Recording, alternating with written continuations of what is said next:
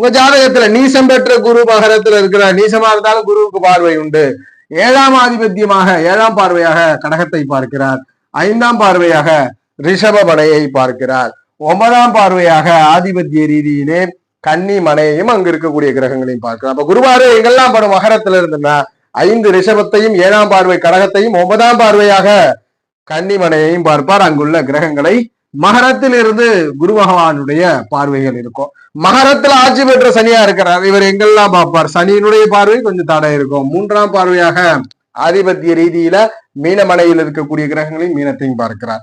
7ஆம் பார்வையாக கடகத்தையும் கடகத்தில் இருக்கக்கூடிய கிரகங்களையும், 10ஆம் பார்வையாக துலாத்தையும் துலாத்தில் இருக்கக்கூடிய கிரகங்களையும் சனி பகவான் பார்த்து விடுகிறார். யோகி அபயோக நிலையின் அடிப்படையில சனியினுடைய பார்வையில் இறுதியில் வெற்றியா தோல்வியான்றதை பார்க்கணும். ஆனா சனி பார்வை கடின உழைப்பை கொடுக்க போகுது. கடின உழைப்புக்கு போகிறது இந்த பலன்லாம் கிடைக்க போகிறது மகரத்துல.